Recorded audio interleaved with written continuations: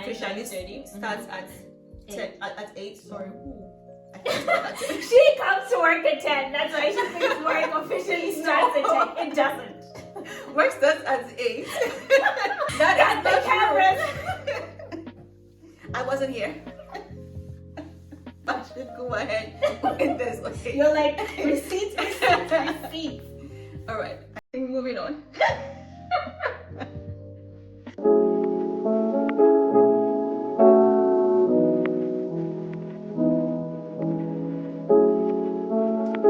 Hi guys, welcome back to my YouTube channel. I am KB and this is Expert Living with KB, where I share with you my experiences about living in the north of Sweden and just how life is up here as a PhD student living in Sweden. So, yes, cheers. So today I am joined by a friend of mine, Salome. She will introduce herself and we're going to share we're just going to have a conversation about different culture shocks that we've experienced ever since we moved to Sweden. So we're going to share experiences and hopefully let you guys into what you can expect if you ever find yourself moving to the north of Sweden or in Sweden generally. Yes, so let's get right into it. But before we do, don't forget to like, comment, and subscribe. And please share the video because it ensures that more people see this video, they like it, and as a result, we can grow as a channel. So yes, do that, subscribe, like, comment, and everything, and let's get right into it. We have a list of, we have a few talking points. So I'll talk about one. Well, I'll mention one and then share my experience, and Salome will share her experience about the same point, and then she'll also share a point, and then we'll kind of interchangeably discuss on the topics. But before we do that, could you say hi to my people and introduce yourself?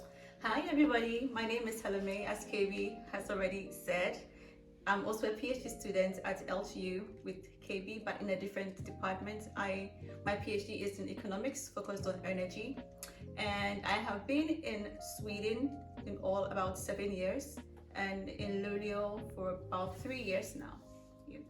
Okay, so we'll probably have more videos with Salome where we share some other kind of information about moving to Sweden and ultimately doing your PhD in Sweden, because you started out doing your master's, right? Yeah. In Uppsala. Yeah. Okay, so that's another video. Today's video is on culture shocks, and I think the first point that I'd like us to discuss is one that's probably most talked about: the long, dark winters. So I didn't realize just how much it would affect me. But maybe you begin with your experience and then I'll kind of close it off and then we'll get into your point. Yeah, so before I talk about the north of Sweden, I lived in the south, like in Uppsala, so I would start with that. I thought that was bad.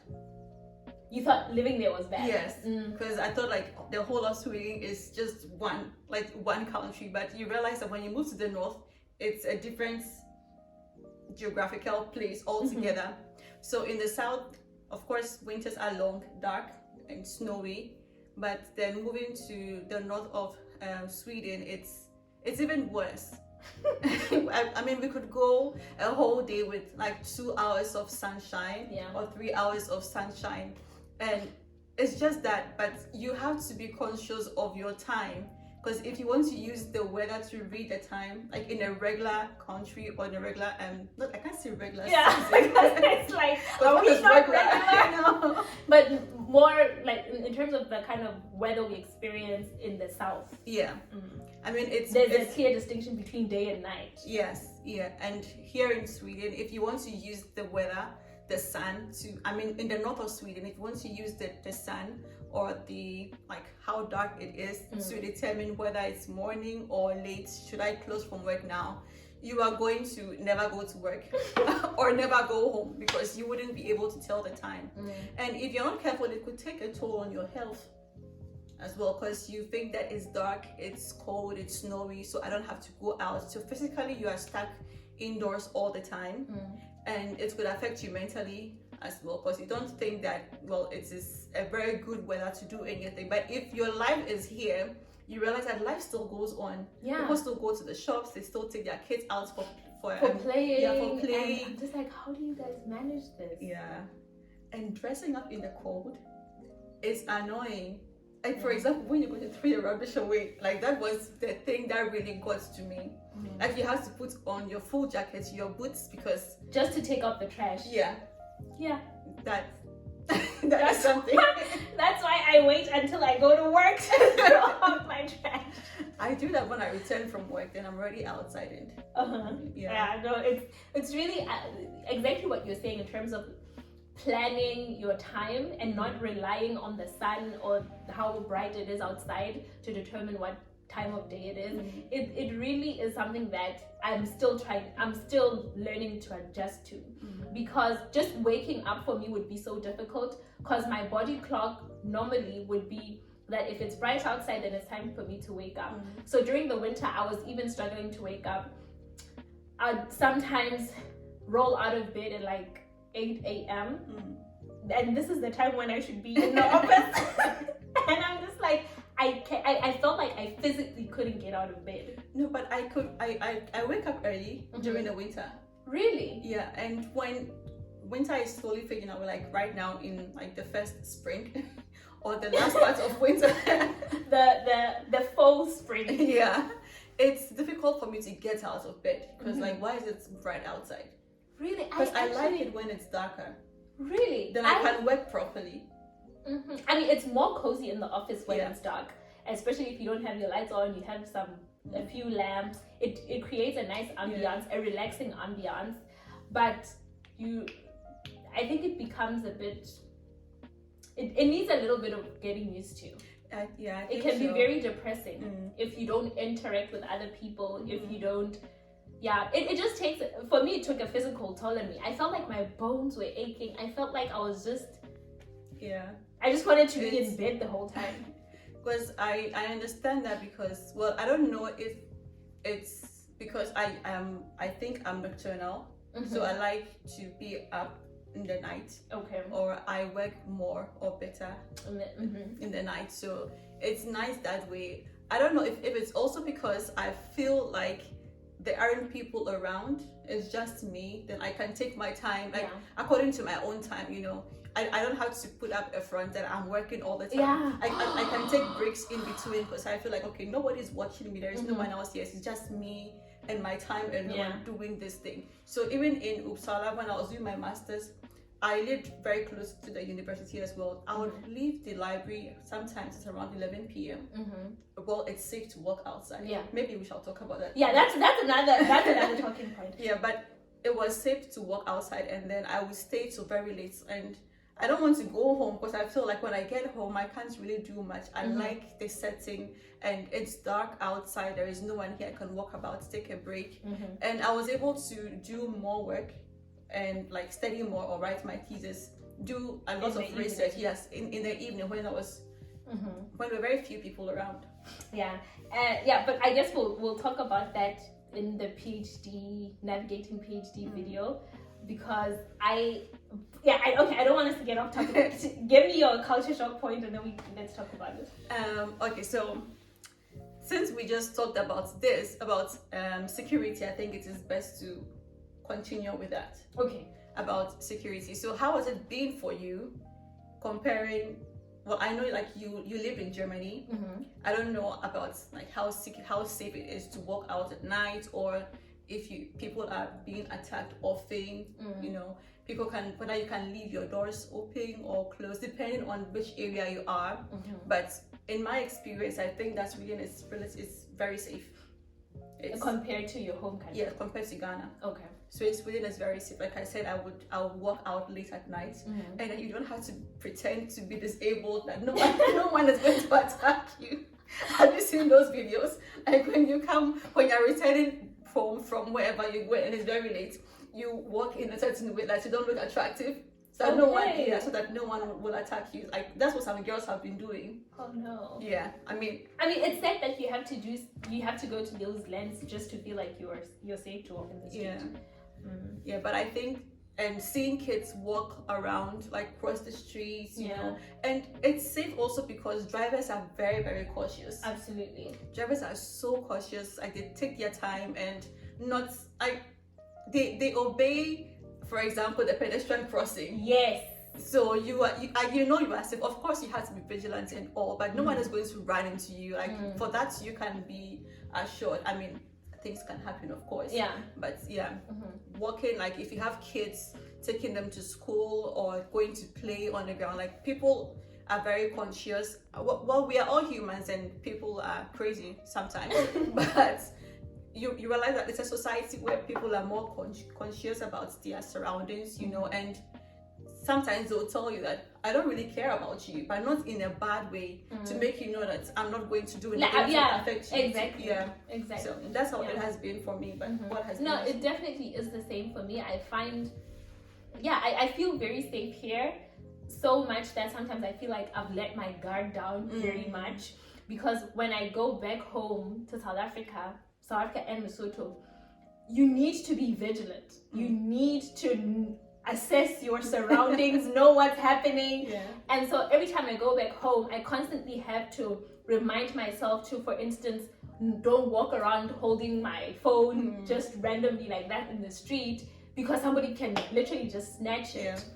But here, if I was to forget my phone somewhere in the store, people will run after me to tell me that I forgot my phone on the table. And I think that's the kind of security that is really, it's great. I wish that my country, for instance, could be like that. But it's definitely very safe. Yeah, talking about leaving your stuff on the table. When I was in Uppsala doing my master's at SLU, not Uppsala University. Okay. I studied in both places because we had to take courses. I had to make this distinction because of what I want to say. So at SLU in Uppsala, you could leave your bag, your laptop, go for lunch, come back, and everything is in just Germany there. too.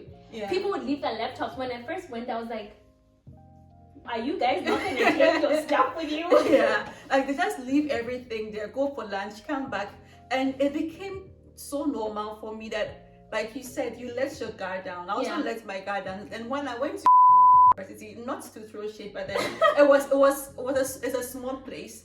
At Economicum, they have different campuses. Okay. But this particular campus was relatively small, and then people, like during break times, lunch times, because it was small, there wasn't a lot of sitting area, so someone had to sit, like put your stuff away, and then you couldn't find them later.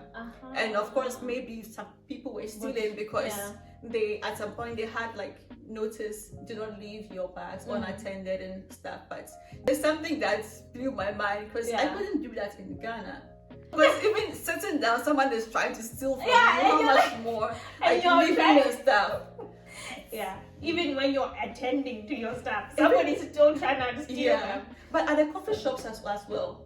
I like to study a lot at the coffee shop, right? And I'll go when I want to use the bathroom. I don't even have to tell the person next to me, can you attend to my stuff? You just go and come back and everything. Like no one is taking your stuff in public places. Yeah, like that is beautiful. It really is. I like it. It really is commendable. So the next one on my list is, I don't know if it's really a culture shock, but I guess I'll put it right there. Lack of small talk.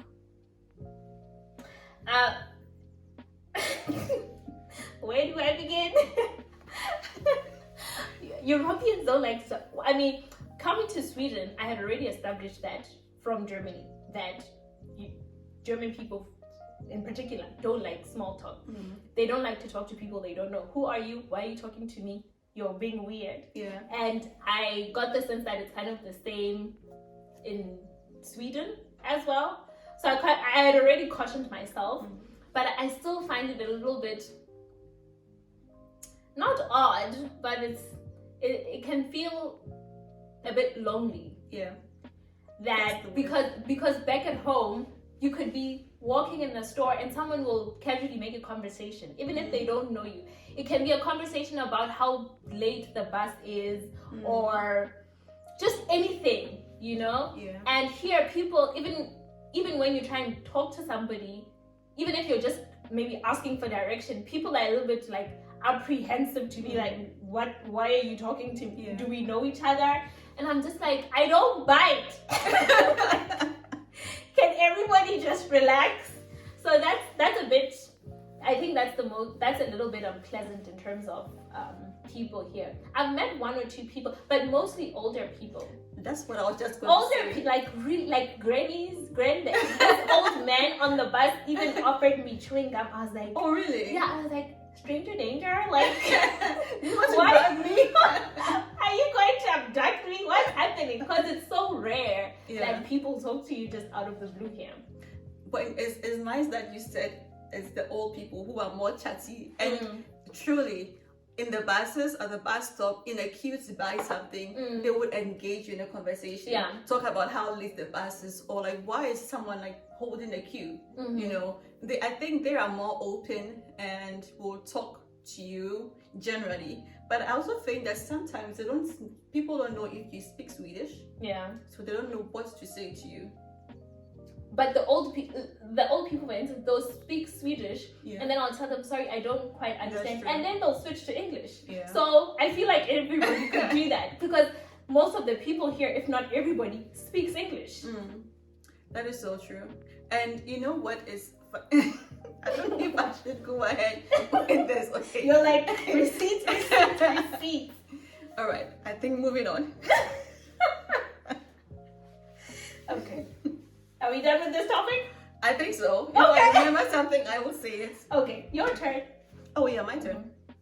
I saw this and then I'm like, it's part of the culture here in Sweden. But how much of a shock is it? The sauna culture. I'll tell you what shocks me about the sauna culture. The sauna itself, fine and good. It's okay. And back at home, we used to sauna. I love it. But it was gender designated. Like women, they had their own space. Men had their own space. Yeah. I know at our local gym, they have that The separation. But there are places where, like, it's just I don't know what you call it, like both men and women in the same place. I'm like, I'm not trying to like walk around naked in in front of a bunch of not weird, like other people. Strangers. Like strangers. That's No, but I think it's also stems, maybe not stem, but it's similar to having like same-sex bathrooms or toilets in Sweden. Okay. It's funny, I never found that a bit strange. I found it strange, but then I got used to it quickly.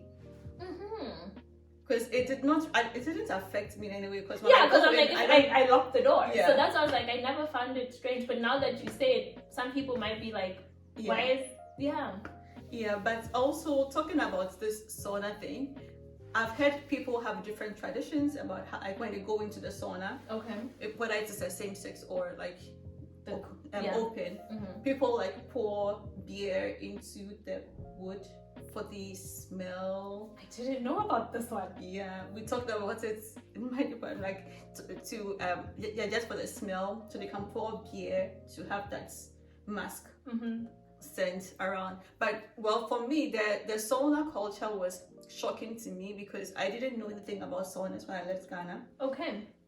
Yeah, and then like you go to the gym, and then in the changing rooms it's open and people are not shy, like the girls and the boys, like girls separately of course.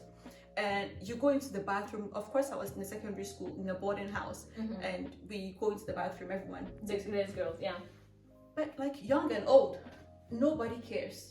And then you walk into the sauna, like it's still strangers, even though it's only women. Like, like it's only it's a women's only sauna. It's still strange to me that you still like you walk in like naked. But I know some people would also go in a swimsuit. Yeah, I don't mind if I can go in a swimsuit. But when you go into a sauna with a swimsuit, there are some other sauna users who are offended. Like why? Actually, in one sauna in Germany, and that's what was so bizarre to me because it was both men and women at the same time, but bathing suits were not allowed. I remember everybody was butt naked, and I was like, okay, do you, but I'm gonna wear my bathing suit. And the like the, I don't know if you call it the concierge or whatever, like they came and they told me, you can't have your bathing suit on, and I'm like, there is no way I'm gonna be butt naked in front of these men. That's not gonna happen. No. But I think that concept is also translated in their beach culture. The nude beach. Not even the nude beach. No. I was at a beach in Gothenburg with my friends, and people were actually changing into their swimsuits on the beach. Yes. Like everybody. You might as well walk around naked then. Young and old. I'm like, is this real? Is this happening? And everybody was minding their business. Like really, everybody was minding their business, and nobody really cared who was standing in front of them, taking off their pants, like whatever. Like no, they're very liberated. Yeah. Because I don't know what else to call it. Another culture shock would definitely be the culture, like the sporting culture, like outdoor sport culture. Yeah. I mean, in my country, but I think it's also maybe not a country culture shock thing, maybe it's a me culture shock. People here are very, like, they like to go out to participate in outdoor sports, especially in the north. It's a lot of winter sports like skiing, skating, all of these stuff. Hiking. And first of all, they're very expensive to participate in. Yes. So that's already for me like, no. This is above my No. And the gear. Yeah, it's expensive, right? So I'm just like, what is this? And for them, I do understand because it's something that they do every year. They invest in that. Yeah. For me, it's like, is it really worth it? That's one thing. And I've never been a person that liked sports. For instance, soccer is so big in my country, and I'm just not interested in sporting stuff. And I think that's why I'm not so keen on trying out a lot of sports. And I always say I should experience it at least once. Yeah. I can't come to the north and not try and go skiing and all of that, and I probably will. I always come this close. We organized the skiing. Oh yeah, for the PhD. Yeah, and that day I don't know what happened, but I talked myself out of it. You know, I forgot to ask you. Like, if you went, what did you do? I don't know. Because you were pumped about it. Yeah, I know. It's ridiculous, actually. But yes. So I think it's because I've never had the love for participating in sport, and I just also like, I don't know. Yeah, well, for me, it's like I've for a very long time I felt invincible, and I also feel like people see me even though I feel invincible.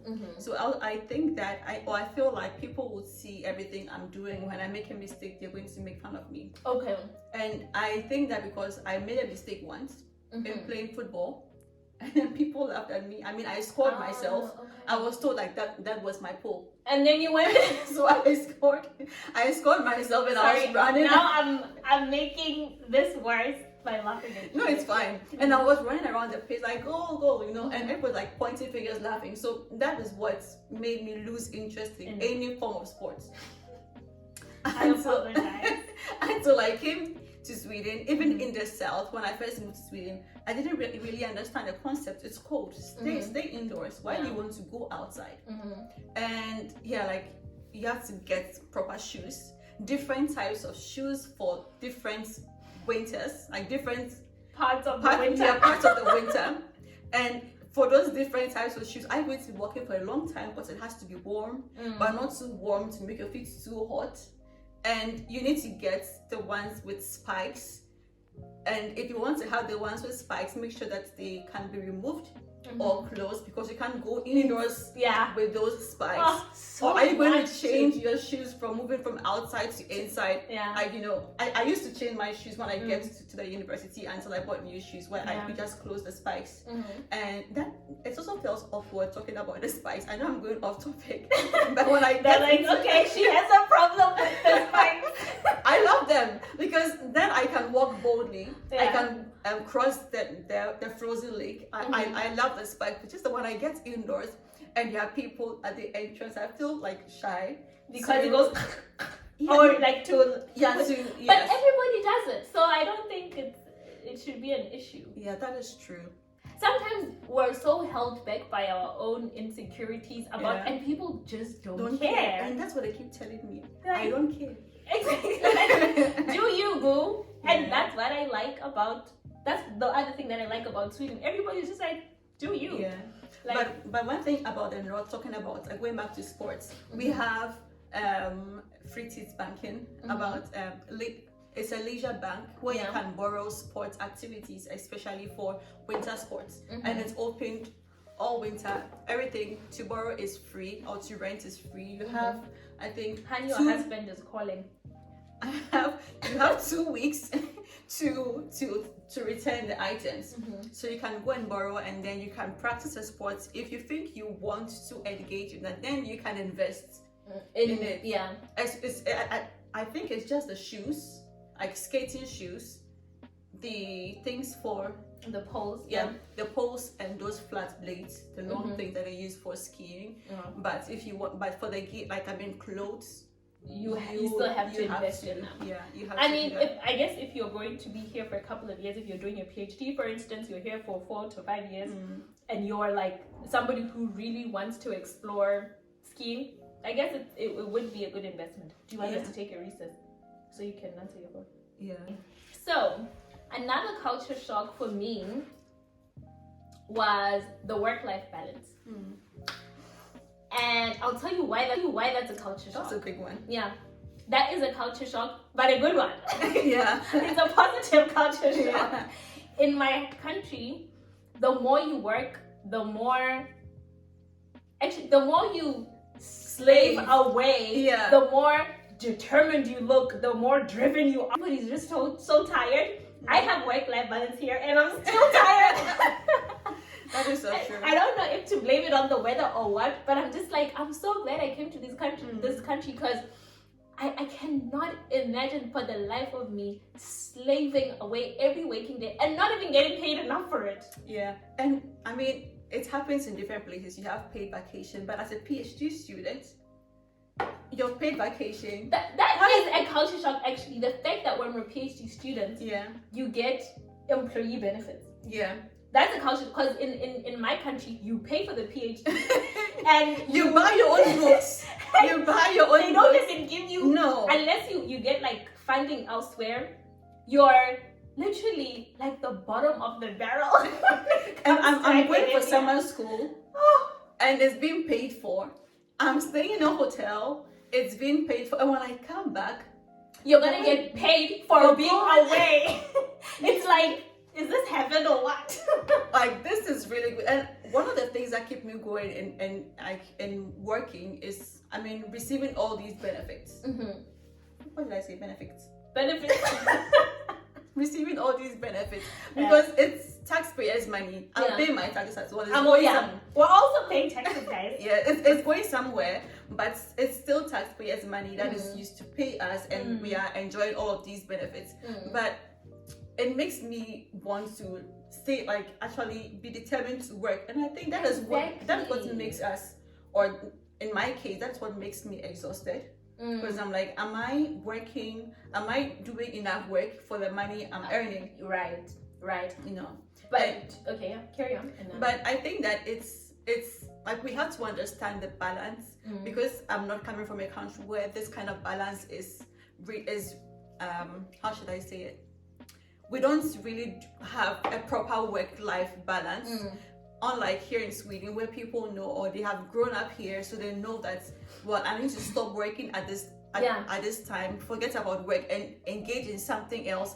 They'll stop work and not just go home and take a nap. They actually do stuff to unwind. They go skiing. They do all of these other activities. And I'm just like, it's cold and snowy, so I'm just gonna go take a nap.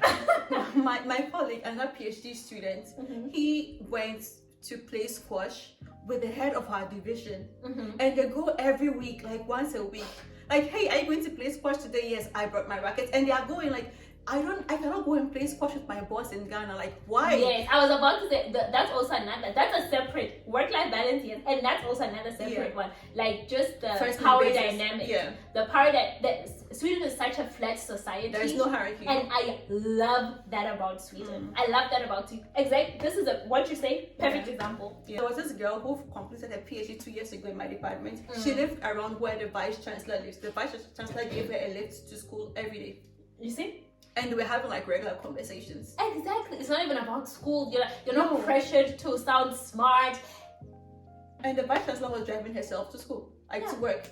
She didn't have a driver, sitting somewhere like, I can't pick you, like you're not on my level. We are all human beings. Yeah. And I think I like that. Yeah. I like that a lot. But That's talking nice. about just the flat society, you wanted to talk about the Fika culture because that's where you actually get to experience that flatness of Yes. So Fika is a break where we have coffee with something sweet. So this is not Fika. This is just juice and stuff. adult juice. Yeah. And during that time, everybody sits together, irrespective of what your position is in the company, the firm, wherever you're working. Everybody sits in the same place, and then we have regular conversations. Usually not about work. Never about work. I actually like It's about someone's dog. Yeah, or what somebody did over the weekend. Oh, because I work with a little bit like the people I work with are much older, or how the other one will be like making fun of their partners, and, and I'm like, okay. And it's or it's talking really about their nice. kids. Yeah, and it's so nice that you get to calm down. Yeah. Like you don't have to carry that stress from your office into the break time, thinking I have to go back to work. And then lunchtime is lunchtime. We take a break during lunchtime. If it makes, I know some people will talk about one or two things about work during like the Fika break, but they'll tell you, okay, let's talk about this when we get back to the office. Yeah, when we're done. Yeah, and like you take, like you consciously take a break. And for us, we have two figures. Yeah. One at 9 o'clock. Yeah. Work like 9, officially 9:30. starts at 8. 10, at 8. Sorry. I can't work at 10. She comes to work at 10. That's why she thinks work officially starts at 10. It doesn't. Work starts at 8. You see, That is not true. That is not cameras. true. I wasn't here.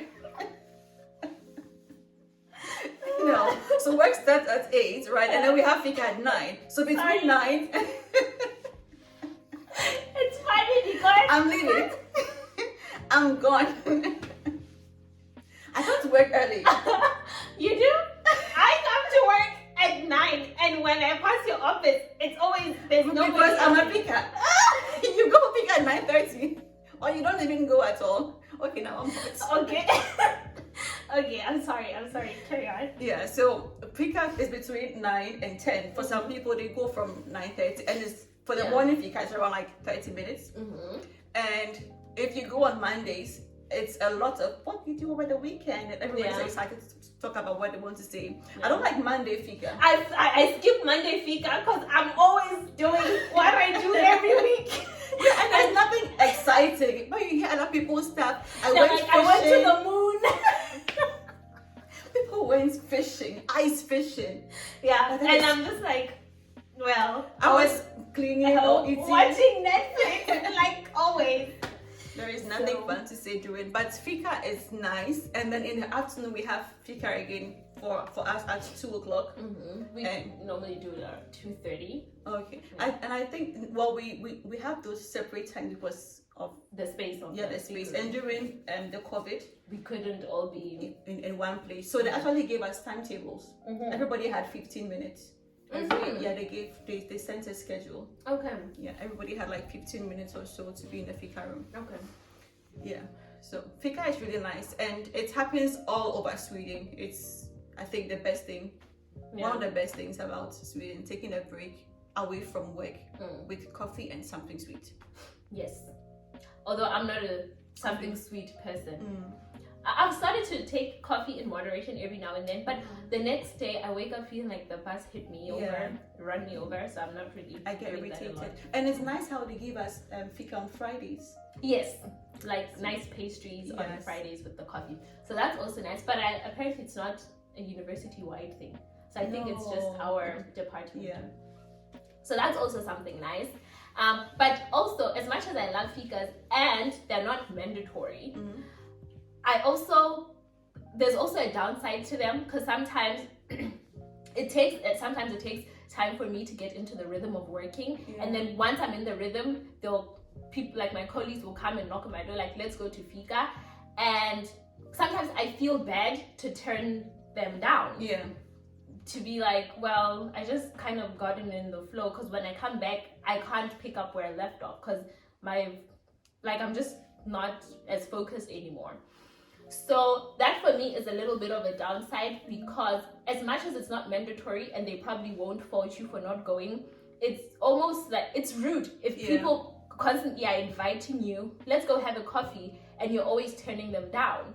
I would be offended if I keep asking somebody for coffee and they keep turning me down. At some point, they stop calling you, and then they stop engaging you in social activities. This is that. The point is, sometimes I feel a bit like I feel like I'm being pushed in a corner to want to go to the Fika, even though I'm like, I have stuff scheduled and it is not mandatory. But if you really want to integrate yourself and be part of the work culture, you want to do stuff that the other colleagues are doing. So it becomes a little bit of a not double-edged sword, but there's What I do in that case is when I realize that it's almost time for afternoon Fika, and then I'm really into what I'm doing, I just go out to my door and write to Zoom or write to meeting. But if I do that every day, it's like, are you avoiding us? Or at the beginning of the year, when I wasn't having breakfast, I mean lunch. I mean that's the time for my breakfast. When I wasn't having lunch, I didn't go for lunch for like 2 months. Okay. Like when I was here, when we resumed. So in January and February, I wasn't going for lunch, and then it became awkward because when people are going for lunch, they just walk past my office. Nobody calls me because they know I'm not going to go for lunch. Yeah. Or I just put my headphones on and then stare at my computer, and they think I'm on a Zoom meeting. Yeah. So everyone just ignores me until I went out myself for lunch or go around and call. You know, I like Fika time. There is always this one person who goes out of their office like 2 minutes to 2 o'clock. That's always my supervisor. She's so cute. She's always trying to rally everybody up. And then they'll come to your door. Fika. Yeah. that is so nice. I like Fika. You do? I like Fika. Okay. Because I don't like working all the time until maybe after 4 when people are gone home. If I'm going to stay in the office late. Okay. Because I can't pray. Okay. I don't know. Are we done? Let's see. Okay. One last one. The pension number. Whatever it is. Pension number. Pension number is there. It's your ticket for everything in Sweden. You can't breathe in Sweden without a pension number. Nothing. You need it. If you're going to stay in Sweden for a long time and you don't have it before you come, it'd be hard for you to find an apartment. Yeah. You can't open a bank account. You can't live. No. You can't have you can't even apply for an apartment. No, you can't. You can't do anything. I mean, I was like, guys, I have a passport. I have an identity document. No. This is not the pension number. They're like, no, it's not good enough. And that is so crazy. Yeah.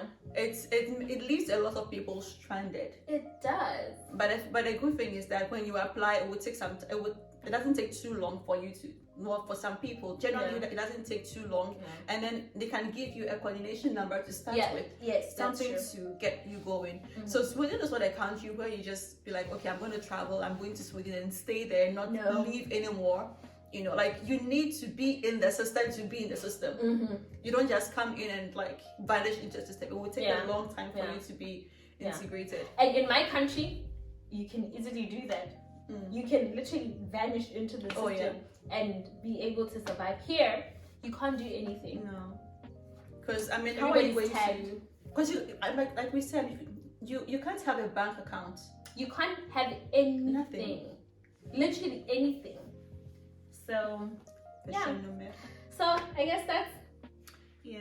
Do you have one last one, maybe? Yes, it's gonna be so long. So this is Alleman's Rätt. Everyone's right. Yes, Alemansratten. No. Yeah. Yes. Do you want to talk about that? I think it is a nice thing because this is not a country where you're fighting for women's rights. Like, it is, I would say, generally balanced all over Sweden. I was like, generally, because I don't even know how to proceed.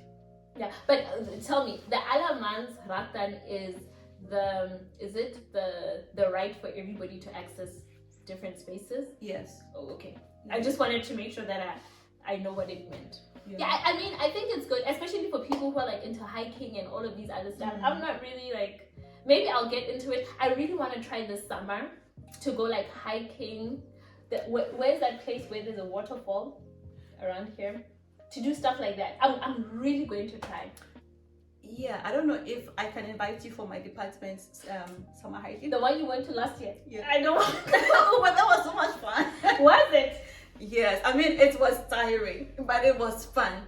And you spend the whole day climbing a mountain to nowhere, and other people telling you how difficult it is and how tired they are. Yeah. You descend, and then you have to go back to where, like, sometimes I don't get the point of it. Why are we just walking? Can't we just walk on a treadmill then? But no. Right, but I mean, I'm sure the scenery is beautiful. Beautiful. And, yeah. I can imagine why people would do it. It's an experience. It's so nice, you know, and they'll tell you that it builds character because you are angry about how steep, about how steep a hill is, and then there is nowhere to put your foot. Last year, my supervisor really slid down and got hurt, but it wasn't too bad. And you know what I thought? When they said we are going to go outside to for an off-site sort of thing, I thought we were going to have meetings. I packed my laptop, I packed my notepad. It's the beginning of the academic year, a new academic year. I had a new book. I'm going to be a good staff, a good student. We went there and nobody came with a laptop. Nobody came to work. So I asked, when are we going to have the meeting? What meeting? This is the meeting. Talking about safety, this is something I wanted to say I forgot. Yeah. When I'm going to sleep, right, I don't mind leaving my window open, but I'm on the down floor. I don't care. I'm not afraid that someone is going to enter. I'm just afraid of animals, insects coming in. Not stray cats. Yeah, stray cats. Stray cats. Insects. Okay. I'm insects and animals. Okay. For that, that is what I am really afraid. I don't want someone's cat crawling over me when I'm sleeping at night. I'm Ghanaian. I don't like cats. A cat will crawl on me. It was sent from my village. I bind you in Jesus' name. Why?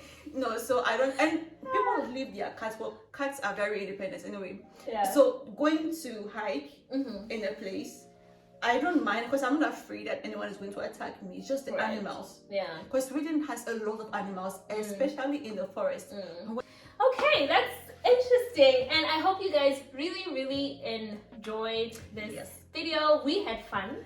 Yes. Talking about it. Having a nice conversation. Exactly. So, like I said, don't forget to like, comment, subscribe, and please share this video with your friends, your family, your coworkers, everybody you know, so that we can reach more people and grow our community. Thank you very much for tuning into this video, and bye-bye. Bye.